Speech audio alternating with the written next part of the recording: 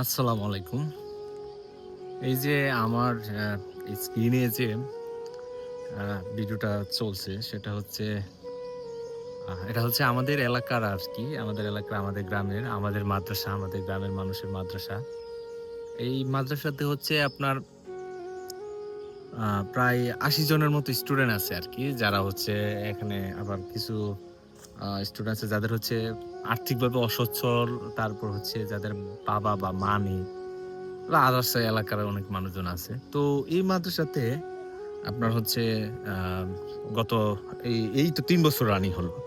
তো এই মাদ্রাসাতে এখন আর্থিকভাবে এই মাদ্রাসা খুব একটা সচ্ছল না। হ্যাঁ? এই মাদ্রাসাতে হচ্ছে আমি গত অ কয়েক মাস যাবৎ আমি শুনছি যে এখানে স্টুডেন্টের সংখ্যা বাড়তেছে কিন্তু তাদের এই মাদ্রাসার কোনো নিজস্ব ইনকাম নেই।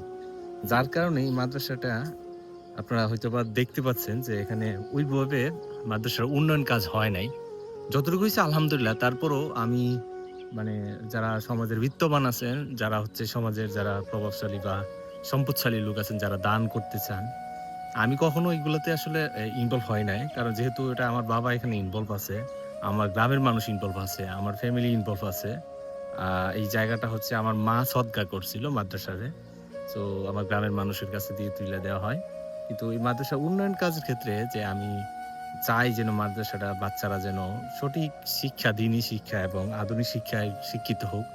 সেইজন্য আমি সবার কাছে বিনীত আহ্বান জানাচ্ছি যে, যারা যে যতটুকু পারেন চেষ্টা করবেন আ এখানে অনুদান বা কোনো প্রকার আর্থিক সাহায্য বা যেকোনো ধরনের সাহায্য দেওয়ার জন্য। আমি কখনো আবারও বলি, আমি হাত জোড় করে ক্ষমা চাচ্ছি।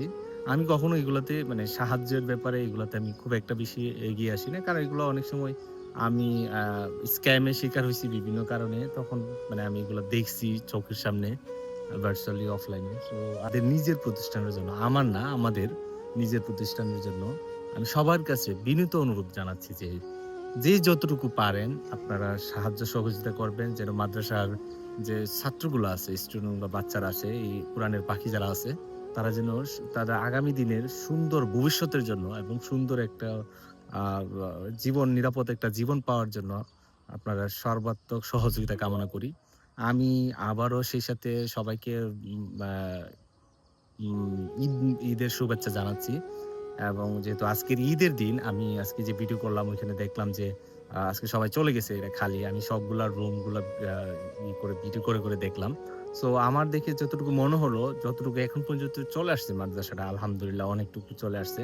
২য় শ্রেণীর যে টিনের ঘরটা দেখছেন এটাও মোটামুটি ওইখানে চলে আসছে।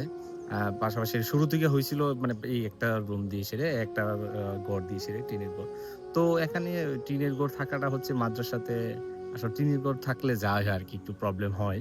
সো আমরা চাইবো যে মাদ্রাসাটা সর্বাত্মক সহযোগিতার মাধ্যমে মাদ্রাসা ভবিষ্যতে যেন আরো উন্নয়ন হতে পারে, এই কামনা করব। তো এই বলে আমি আসলে শেষ করতে চাচ্ছি। আমি আবারও বলছি দয়া করে আপনারা আ সেটাকে যদি প্রকার কোনো ভেরিফিকেশন প্রয়োজন হয়, তাহলে প্রয়োজনে আপনারা আমার নাম্বারে কল দিতে পারেন। আমি মাদ্রাসার যে সভাপতি উনার নাম্বার দিয়ে দিব, উনার বিকাশ নাম্বার দিয়ে দিব। উনাকে কল করে জিজ্ঞেস করতে পারেন। আমি স্বচ্ছ থাকার জন্য এই ব্যাপারটা মানে বদ্ধপরিপক্ক। সো আমি সবাই ভালো থাকবেন, সুস্থ থাকবেন। আল্লাহ হাফেজ।